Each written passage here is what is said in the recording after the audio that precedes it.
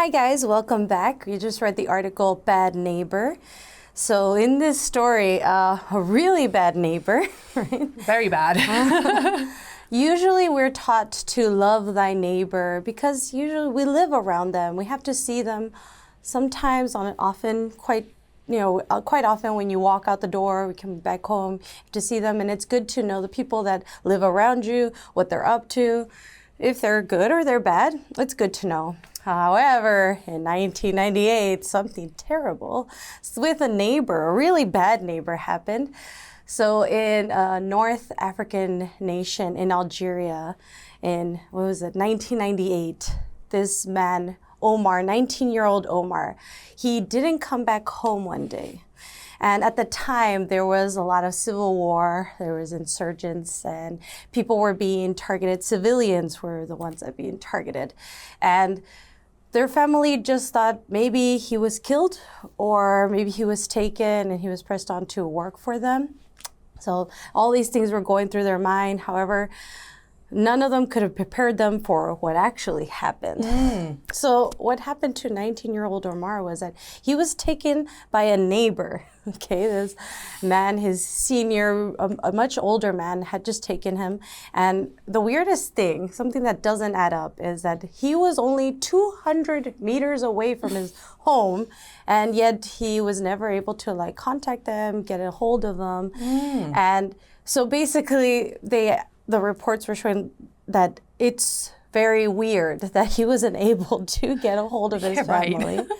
And so when they asked Omar, what happened, actually he said he felt like they cast a spell on him. And that's why, even though he could see his family, he was never able actually to call out for help. Wow. Yeah, so things get even weirder, okay? So what happened is, if you're wondering, how do we know about how he felt at the time when he was being held captive in this sheep pen, mind you, is because the brother of the one who took Omar, not because he was being a good Samaritan, but actually they had gotten some inheritance and they needed to split it up among the brothers, but they didn't know how to. So one of the brothers decided, let me take things into my own hand and at least get rid of one of the brothers. And he's the one that called the police, who eventually came and found Omar, now 45. And they chased the 61-year-old man who had held this man captive, Omar captive. And it wasn't a long foot race. It was just, they quickly caught him and he was returned. It ended in a happy ending because finally, after many years, Omar was returned to his family, healthy, happy. And it makes you think, now we should know more about our neighbors. It sounds like a Netflix documentary, doesn't it? It sounds pretty well, quite made up.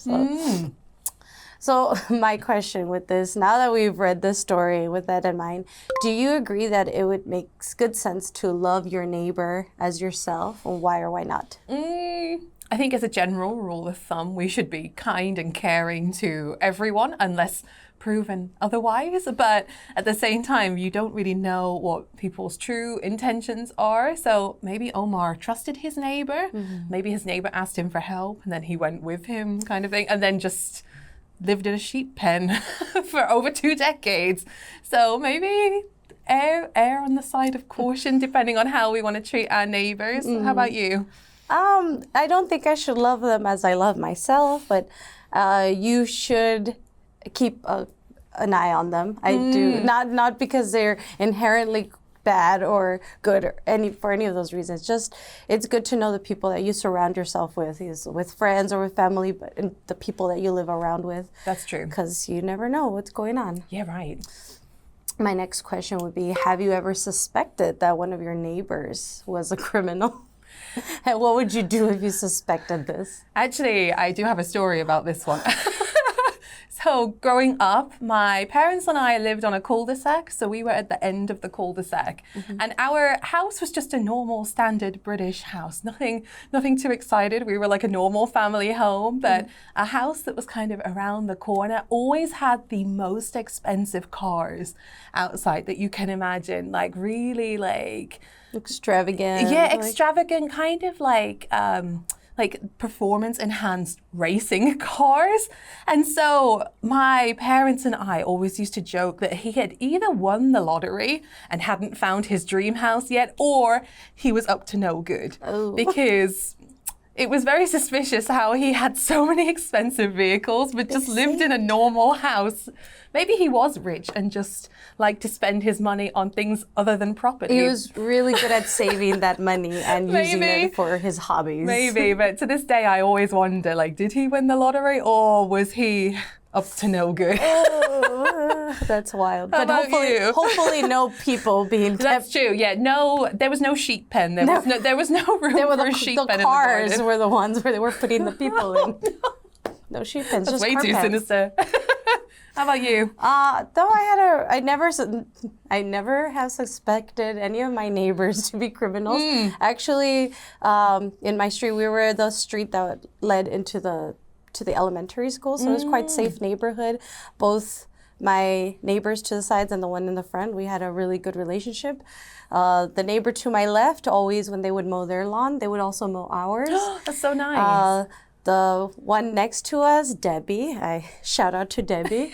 She was a really lovely lady who would always like look for us, she would look forward to our costumes every Halloween and give us a bunch of candy, and she would always say hi to us when we'd come home from school. So I had really good experiences with neighbors back in the States, but in Korea, I think I just like to stay to myself, and I don't suspect my landlords to be any criminals. They're really kind old couple that they're really good at taking care of the villa that we're in. So yeah, I think maybe living in a Western country, you're closer to your neighbors because you have that yard experience, kind of where you have to talk to them in the morning, Right. and everyone goes to work at the same time. So it's like, oh, hi Bob, hi Margaret, you know what I mean? But in Korea, I guess you can leave your apartment very quietly without anyone ever noticing. So you don't often have the opportunity to talk to people. all right. Well, hopefully this article makes you think twice about the people who live next to you.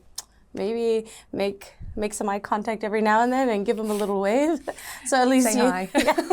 So at least you establish that rapport, and hopefully no one takes you into their sheep pen.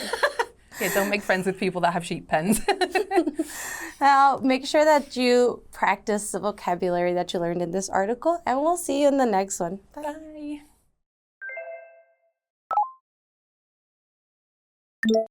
Cast a spell. Cast a spell. Pin. Pen. Authoritarian. Authoritarian. Insurgent. Insurgent. Split up. Split up.